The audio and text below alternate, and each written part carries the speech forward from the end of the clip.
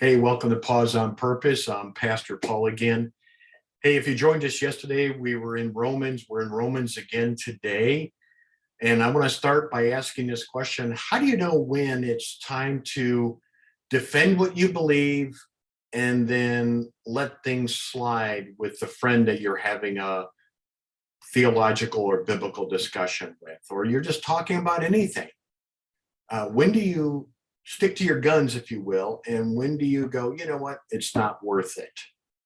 Romans 14:1 is really a good pattern for us to reflect upon to answer that question. The Apostle Paul writes, accept other believers who are weak in faith and don't argue with them about what they think is right or wrong.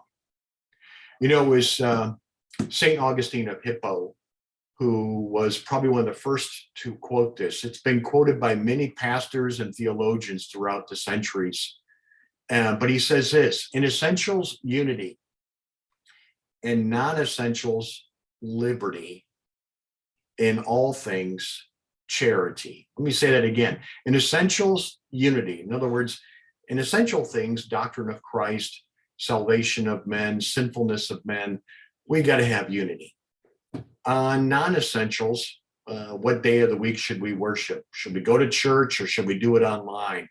Should we use the King James or should we use the Revised Standard Version? Those are non-essentials.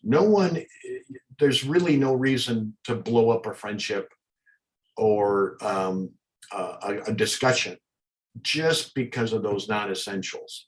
But if it's a doctrine of Christ, if it's doctrine of salvation, absolutely. Those are worth fighting over. Those we need unity. So in essentials, unity; in non-essentials, liberty; in all things, charity or love, right? Let me close with this illustration. Martin Luther, we all know, was the reformist, and he was hunted down by the church that he was a part of, the Catholic Church. And they wanted to kill him because he was preaching justification by faith through no works. And he had a great friend of his, last name was Melanchthon. And Martin Luther was known to be a real fire plug. I mean, he wanted everyone's I's dotted the same, everyone's T's crossed the same. And one time, Melanchthon came up to him one time, and he must have just been reading Hippo or Augustine of Hippo. And he said, you know, Martin, maybe he called him Marty. What do you think? Good friends. Hey, Marty, let me help you here. In essentials, unity; in non-essentials, liberty; in all things, charity.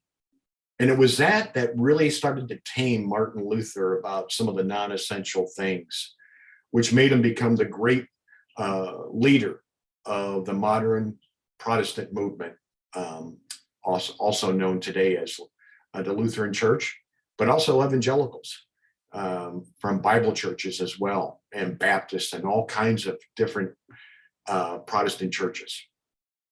So when you're talking with a friend, when you're having that dinner party, when you're walking down the street and you're all of a sudden a discussion comes up, ask yourself, is this an essential thing? Is it non-essential? Or is it one of those all things? You'll know what to do. In essentials, unity; in non-essentials, liberty; in all things, charity. God bless you. Go with God. He goes with you.